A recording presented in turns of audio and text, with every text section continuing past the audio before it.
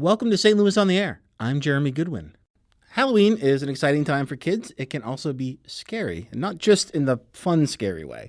It poses some special challenges for kids with various disabilities. And if you don't happen to live with a child with disabilities in your immediate family, there's a good chance that some will be visiting your house during Halloween. So to take us through some tips on how to keep Halloween fun and safe for everybody, we have two guests today from Easterseals Midwest. That's an organization that serves individuals with developmental disabilities in Missouri, Kansas, and Illinois.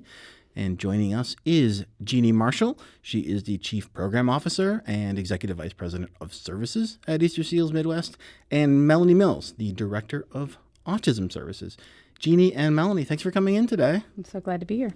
Yeah, thank you. So, Melanie, what makes this a challenging time for kids with various disabilities? Well, people with disabilities, especially autism, sometimes have an insistence on sameness, and changes in their routine can be very difficult. So something like Halloween, where everybody's dressed up, everybody looks different, we're doing this different thing by going out at night and knocking on doors, and sometimes those doors are people that are strangers, that can be pretty challenging and can cause some unease for these people. And maybe you're up later than you're usually allowed to be. Right. You're wearing strange clothes. Everybody looks different. Mm-hmm. And there's a lot of stuff out there that is specifically meant to scare you. Right. Which we usually are trying to shield our children from. Exactly. But this is a time of year where we say, well, maybe it's fun to scare the kid, but maybe it isn't necessarily, right? Right. Yeah. So for kids who rely on having a really dependable routine, what are some ways to bring some normalcy into the Halloween experience? Right. As much preparation as you can do in advance is really helpful. We like to predict a lot for the individuals that we serve so they know what's coming up.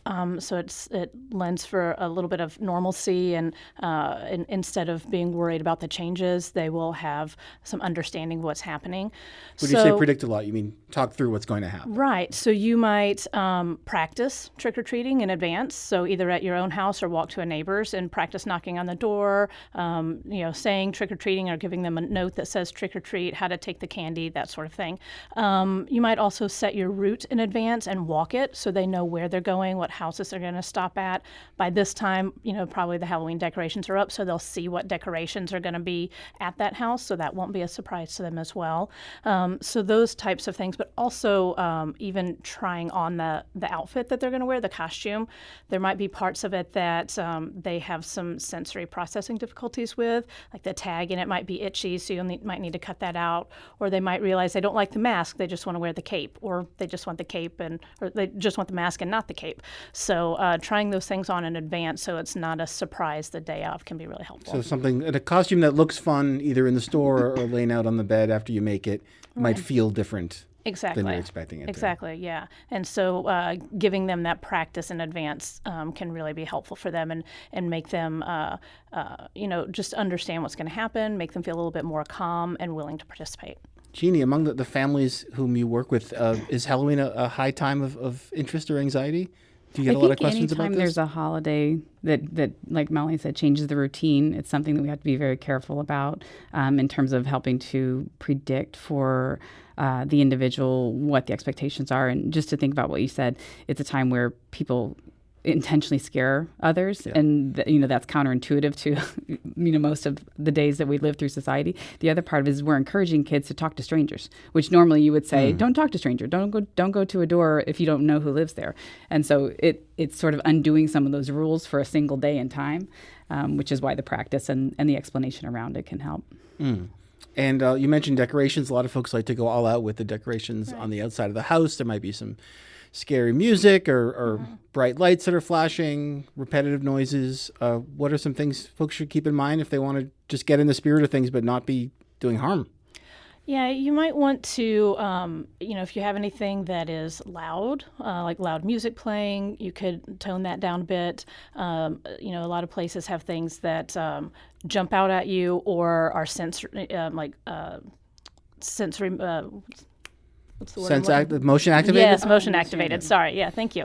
And then all of a sudden they scream or make something. So some of those things might be a little bit more difficult. So especially if you know that a child with a disability might be coming by, you might want to back off on those types of things. Or even like flashing lights and strobe lights, those types of things can be hard too. And I don't think we're telling people to not do all that. As the parent is taking their child around, the parent can also step back on the sidewalk and watch a couple people approach the house and see, is there anything surprising at that house that would be unexpected? And then help manage the child through that situation. So I don't want it to give the impression that, nobody can do anything fun or Halloweenish.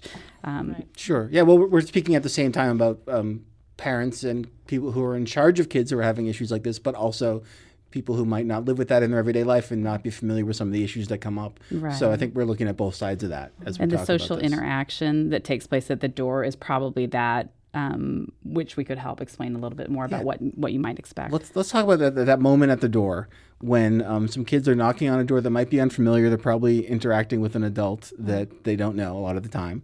One tradition in St. Louis is the Halloween joke, right? Where you're expected to tell a joke and get your candy. Is there anything wrong with that?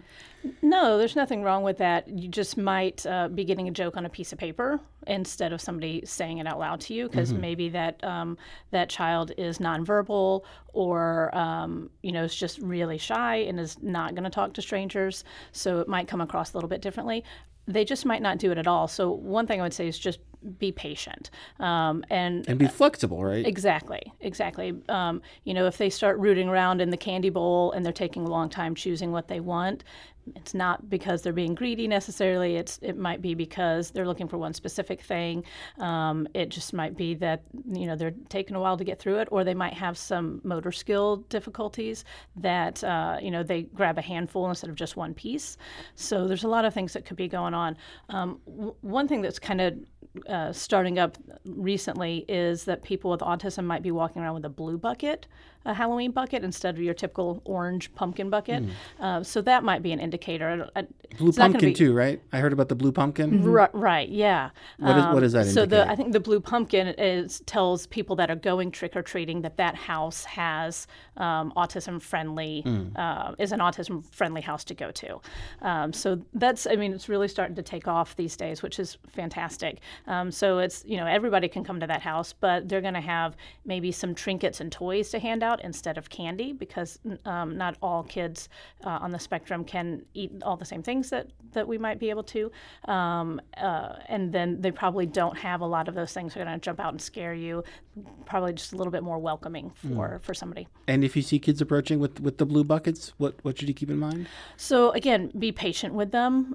If they don't say trick or treat, if they don't say thank you after they take the candy, that's okay. Yeah, in that weird kind of minute of interaction, sometimes the adults really want to put a lot of rules into that situation, right? They're being very strict about, well, you got to be sure to say thank you and hurry up and pick something already. Right. So maybe that's a moment you can have the way you do your Halloween and have the spirit of it, but if you see a child maybe reacting in a way that is not what you expect, maybe give some space. Is that just a fair way to think about it? Yeah, absolutely. You worded that really well. One other thing to think about too is that you might have some older kids coming through that, I think we all are like, oh, here's some seniors in high school going trick-or-treating. We all kind of roll our eyes at it. But you might see somebody with a disability coming through that's older because their age just may not match their maturity level. So, just be patient with that as well. And Jeanne, these are conversations I think that we weren't necessarily having so much 10, 20, 30 years ago, but there were still folks who were living with developmental disabilities of all sorts and having these kinds of problems. Has Halloween been a kind of inaccessible holiday in the past? I don't think so. I wouldn't say it in that sense. I think people are just more aware now of, again, anything we can do to help accommodate a person's special needs, whether it be autism or some other type of developmental disability. The culture at large is more in tune to that and more receptive to that. So we, as an agency, are doing a lot of public awareness around all kinds of events. We do activities at the Botanical Gardens and the Arch, and we try to create family-friendly environments where individuals can go and the family feels safe and the individual feels safe, so they can experience everything that a typical person would. Are some of those events still to come? Yeah, we have. We actually Melanie? have our own trick-or-treating event coming up. It's a small event because we do it in our building, but it's October 30th from 5:30 to 7:30. You do have to pre-register for it, which you could do at our website.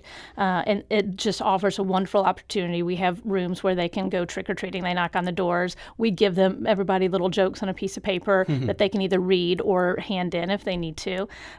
There's crafts for them to do. We'll have some music music there. We'll have a maze for them to go through that we build in one of the rooms. So it's a great opportunity either to practice for the next night, or if your kid just doesn't want to go trick-or-treating, then this is a good place to go instead.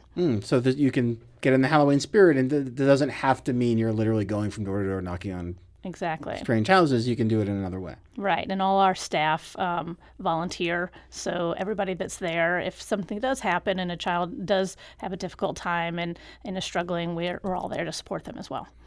Jeannie, for parents who might be having children with disabilities of some sort who are getting to trick-or-treating age, maybe for the first time this year, thereabouts, what sort of resources are there for parents who just want more info about this? I think on our website you would see these tips and facts posted, as well as just talking to other friends or calling our office and talking through that. It'll help get them through that holiday. Similarly, you were asking about what's coming up. We also have a Milk and Cookies with Santa event that occurs December 2nd, I think is it. Second or third. Yeah, we could double check the website for that date, but that's one where we have literally hundreds of families and kids coming, because going to see Santa at the mall is not interesting. It's not. It's it's a long wait. It's a lot of unexpected. You don't know what to expect while you're standing in that line. Will it be half an hour? Will it be 3 hours? Am I going to sit on his lap? It's kind of stressful for everybody. It is. Right? Elves included. Absolutely. So we started doing that probably about 8 or 10 years ago, just to say we want to give people the ability to experience these things when a family feels like they just can't do it in the typical setting. Yeah, and a lot of what we're talking about in terms of outdoor decorations, obviously that follows over into the holiday season as well. Yes. A lot of flashing lights and stuff like that. Mm-hmm. Let's talk a little bit about what's in that bucket. I mean, allergies are a bigger concern now than they have been in the past. What should people keep in mind? Yeah. Melanie? Yeah, that's why I said, one of the things that you could do is have some little toys or trinkets to hand out instead of just candy. That way they could have a choice if they wanted to. But otherwise, you're going to have things with nuts, without nuts, because nut allergies just across the general public is on the rise.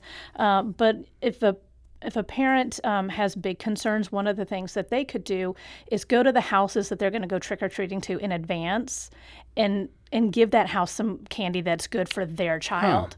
So they could say, my kid's going to come up here. I'll be with them. He's going to be dressed up as, Dracula. Please give him this instead. And that way he gets the experience or she gets the experience of trick-or-treating and the excitement of getting their bucket filling up, but it's with things that are appropriate for that specific person. And I'm sorry, Jeannie, were you going to jump in? Yeah, I'm good. I think what you're suggesting and what I think is a very meaningful thing for people to hear is there's nothing wrong with going and talking to your neighbors about this stuff, right? This isn't something that you have to sit and stew about and worry about and just Google online and say, how do I deal with this? Yes, Easterseals Midwest is out there to provide some resources, but you can just talk about what you're going through and talk about what you're facing. And hey, by the way, when we come by, can you not have that skeleton jump out of the window at us? Right. Don't be afraid of your neighbors. Have faith in them that they'll help you when needed. I think this time of year, and not feel like you're making some special requests that not at all. Right. I mean, these are reasonable things. You keep your porch light on if you want to let trick-or-treaters come on. If they have their porch light on, then they want to participate. They want to see kids be happy. They want to be able to hand out this candy. Otherwise, their light's going to be off. So, if that's the case, let them know in advance, and they're probably going to be willing to help you out. You'd be surprised about how many people out there are willing to help your child be happy. Well, we do have links to Easterseals Midwest on stlpublicradio.org if you want to check out some of those things that are coming up or get more resources. This has been lots of fun. Thanks so much for coming in. Thank you for having us. I want to thank Jeanne Marshall and Melanie Mills from Easterseals Midwest for coming in today. This is St. Louis on the Air on St. Louis Public Radio, 90.7 KWMU.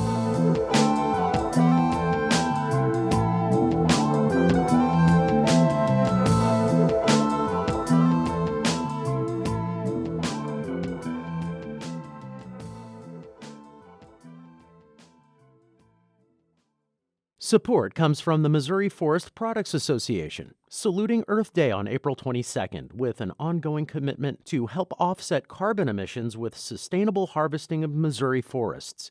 Details at choosewood.com. The Gateway brings you the day's news from the St. Louis region and across Missouri. It also includes stories from the Illinois side of the river and our Metro East reporter, Will Bauer. in Alton, in Belleville, in East St. Louis, in Edwardsville, in Cahokia Heights. At Scott Air Force Base, I'm Will Bauer, St. Louis Public Radio. Listen to reports from Will and all of our journalists weekdays on The Gateway, on the STLPR app, and wherever you get podcasts.